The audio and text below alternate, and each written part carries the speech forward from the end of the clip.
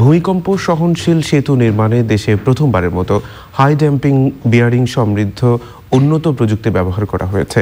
পদ্মা সেতুতেও এই ধরনের প্রযুক্তি ব্যবহার করা হচ্ছে।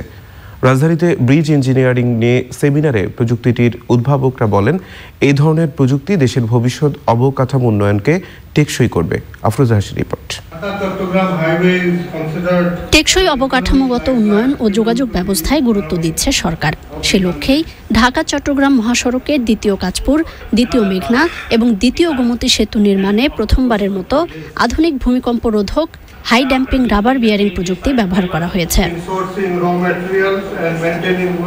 সেতু তিনটি নির্মাণের সাথে জড়িত সংশ্লিষ্টদের নিয়ে বাংলাদেশ গ্রুপ অব IABSE এর আয়োজনে ব্রিজ ইঞ্জিনিয়ারিং সেমিনারে বাংলাদেশে এ ধরনের প্রযুক্তি ব্যবহারের গুরুত্ব তুলে ধরেন বক্তারা।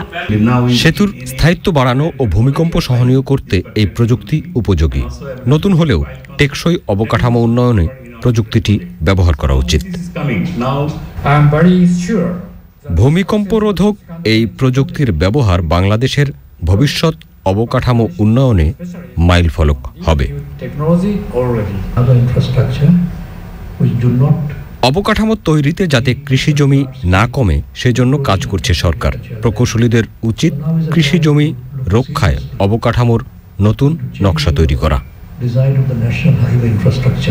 এ ধরনের প্রযুক্তি ব্যবহার সরকারের টেকসই উন্নয়ন লক্ষ্যমাত্রা অর্জনে সহায়ক হবে বলে মনে করেন প্রযুক্তিটির অন্যতম উদ্ভাবক অধ্যাপক ডক্টর সাইফুল আমিন। আমরা এমন কিছু টেকনোলজি ব্যবহার করতে চাই যেখানে রক্ষণাবেক্ষণ খরচটা কম হয়, সহজলভ্য হয় এবং সহজে করা যায়।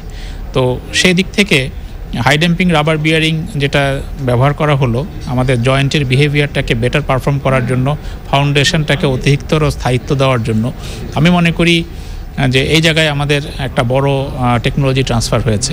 সারাদিনের সেমিনারে চতুর্থ আন্তর্জাতিক ব্রিজ ইঞ্জিনিয়ারিং কনফারেন্সের ঘোষণা দেওয়া হয়েছে। পরে অতিথিদের মাঝে সম্মাননা স্মারক তুলে দেওয়া হয়। আফরোজা হাসি, চ্যানেল আই, ঢাকা।